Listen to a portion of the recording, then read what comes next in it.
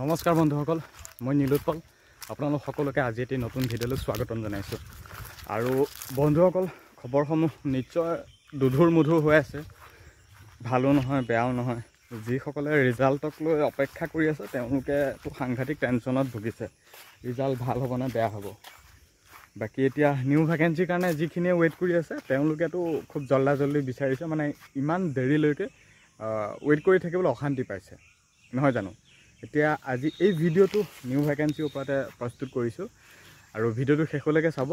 মই বৰ্তমান আহিছোঁ আমাৰ কলংঘাট, এখন দেখিছা পানী বাঢ়িছে এতিয়া ইফালে ভেকেঞ্চিও খুব সোনকালে যিহেতু ওলাব বুলি গম পাইছোঁ, গতিকে আমাৰ ইয়াত পানী আহিছে আৰু আমিতো প্ৰেক্টিছ কৰিব টোটেলি পৰা নাই। আমি নৰ্মেল যিখন আমাৰ আগৰ পৰা যিখন ফিল্ডত প্ৰেক্টিছ কৰি থাকোঁ সেইখন ফিল্ডত টোটেলি বৰষুণ বোকা হৈ মানে পানী হৈ গৈছে। আৰু বাকী ইয়াৰ পৰিস্থিতি দেখিছে, আৰু দুদিন পিছত মানে ৰাস্তা পাবগৈ আৰু আমাৰ এইফালে জেগাও বহুত অসুবিধা হৈ পৰিব মানে প্ৰেক্টিছ কৰিবলৈ। বাকী আপোনালোকে প্ৰেক্টিছসমূহ কৰিছেনে নাই অলপমান জনাব। মানে আকৌ ৰিষ্টাৰ্ট কৰিব হ'ল, যেনেকৈ এটা মোবাইলত কিবা অসুবিধা হ'লে বা হেং মাৰিলে আমি ৰিষ্টাৰ্ট কৰি দিওঁ, গতিকে আমি সেই মোবাইলৰ দৰে আমি এটা গোটেই বডিটো মানে ৰিষ্টাৰ্ট কৰিব হ'ল। সকলোবিলাক মানে পুৰণিক পাহৰি নতুনক এতিয়া আদৰাৰ সময়, যি হ'ল বাদ দিলোঁ, বাদ দিব লাগিব, তেনেকুৱা নিচিনা কথা হ'ল।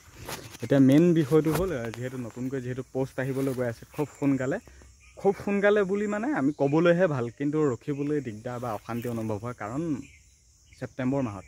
আৰু মুখ্যমন্ত্ৰী মহোদয়ে জানে কৈছিল আমাৰ পোষ্টসমূহ আহিব বুলি ডিচেম্বৰ, নৱেম্বৰ, অক্টোবৰ কৈছিল, এতিয়া আকৌ ক'লে ছেপ্টেম্বৰত আহিব। হয়তো খুব ছেপ্টেম্বৰ হয়তো আগতো আহি যাব পাৰে পোষ্টসমূহ, কিন্তু আমি পজিটিভ থকাটো খুবেই বেছি প্ৰয়োজনীয়।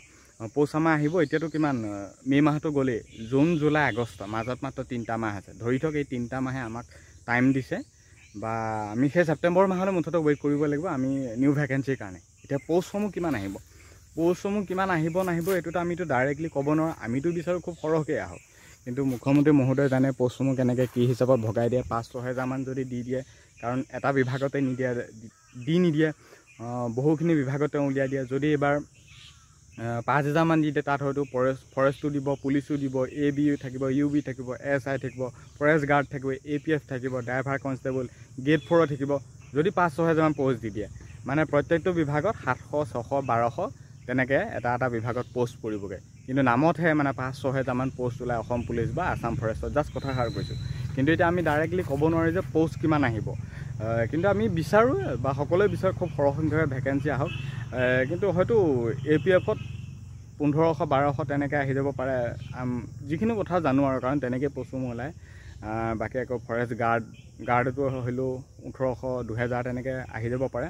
মুঠতে ভেকেঞ্চি কিমান আহে ডাইৰেক্টলি ক'ব নোৱাৰোঁ, কিন্তু আমি বিচাৰোঁ সৰহকৈ আহক। আৰু বাকী 2023তে যি ফৰেষ্টৰ ৰিক্ৰুটমেণ্ট হৈছিল, তাৰপিছত আছাম পুলিচৰ এপ্লাই হৈ গ'ল, তাৰপিছত বহুখিনিতো ভেকেঞ্চি খালীয়ে হৈ আছে। বাকী তাৰ আগৰ ভেকেঞ্চিও হয়তো খুব সম্ভৱ আছিল। বাকী মুখ্যমন্ত্ৰী মহোদয়ে কৈছে যে আমি অসম পুলিচত ভেকেঞ্চি খালী হৈ থকাটো নিবিচাৰোঁ, যিমান ভেকেঞ্চি আছে দি দিওঁ। গতিকে সেই হিচাপত যদি আমি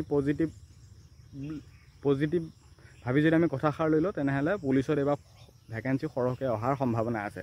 গতিকে আমি ছেপ্টেম্বৰ মাহলৈ ৱেইট কৰিব লাগিব নিউ ভেকেঞ্চিৰ কাৰণে, খুব সৰহকৈ ভেকেঞ্চি আহক সেইটোৱে কামনা কৰিছোঁ।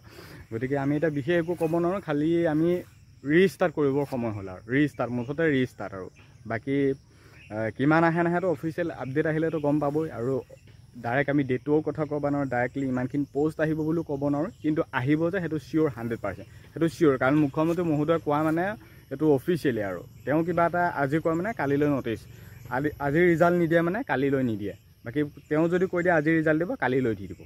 বাকী 30 এপ্ৰিলৰ ৰিজাল্ট দিব বুলি কৈছিলে গ্ৰেড 4, কিন্তু কিবা কাৰণ সাপেক্ষে হয়তো নিদিলে, কাৰণ এতিয়া অসম পুলিচৰ গোটেই ৰিক্ৰুটমেণ্ট শেষ হৈ গ'ল। হয়তো একেলগে গোটেইখিনি ৰিজাল্ট দি দিব পাৰে, হয়তো জুন মাহত চলিত ভেকেঞ্চিৰ ৰিজাল্ট অহাৰ সম্ভাৱনা আছে। বাকী জুন, জুলাই থাকি আগষ্টৰ শেষৰ, বাকী ছেপ্টেম্বৰ মাহৰ এইখিনিতে নিউ ভেকেঞ্চিৰ কাৰণে এপ্লাই আহি যাব অসম পুলিচত। তেওঁ অসম পুলিচৰ কথা কৈছে। বাকী ইয়াৰ আগত কৈছিল আছাম ফৰেষ্টৰ 600 ভেকেঞ্চি খালী হৈ যায়, কিন্তু বহুত পুৰণা দিন হ'ল, বছৰ হ'ল। গতিকে এতিয়া আমি নিউ আপডেট এইটোৱে যে ছেপ্টেম্বৰ মাহত পোষ্ট আহিব অসম পুলিচৰ। কিমান আহে নাজানো, ডেটৰ কথাও নাজানো, কিন্তু ছেপ্টেম্বৰ মাহত যে আহিব সেইটো চিয়'ৰ। বাকী আমি আশাবাদী খুব সৰহকৈ ভেকেঞ্চি আহক, কাৰণ জানে কষ্ট কৰি যদি নাম নাহে, ইয়াৰ দুখ বেদনা কেৱল সেইজনহে ভুক্তভোগী যিজনে কষ্ট কৰি নাম নাহে বা তেওঁ লিষ্টত নাম নাহে, সেইজনহে বুজি পাব, বাকীসকলে বুজি নাপাব।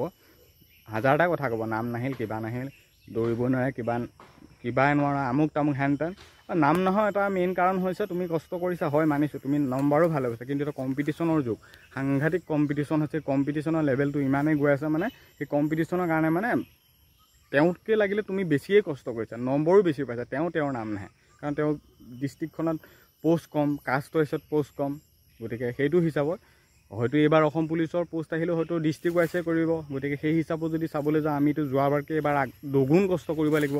যদি ফৰেষ্টৰ কথা যদি ক'বলৈ যাওঁ ষ্টেট ৱাইজ, আৰু ষ্টেট ৱাইজ পোষ্টসমূহ আহিলে ভাল মানে এটা কাটপতে বনি যায়। ক'ৰবাত যদি এতিয়া 21 কাটপ গৈছে, ক'ৰবাত আকৌ 32 কাটপ গৈছে, গতিকে সেই 21 কাটপ আৰু 32 কাটপটো যদি দুইটা মিলাই দিয়ে তেনে 28-27ত নাম আহি যায় ষ্টেট ৱাইজ কৰি দিলে।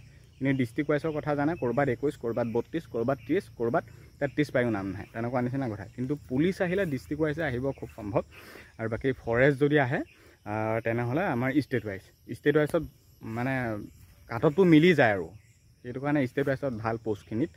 বাকী যোৱাবাৰ যিমান কষ্ট কৰিছিলা এইবাৰ দুগুণ, সেইটো কিন্তু একদম চিয়'ৰ লাগিবই, কাৰণ কম্পিটিশ্যনৰ একদম সাংঘাতিক জোচ বাঢ়ি গৈ আছে। যোৱাবাৰ যিসকলৰ নাম নাহিছিল এইবাৰতো তেওঁলোকেতো পূৰা জোচতে আছে।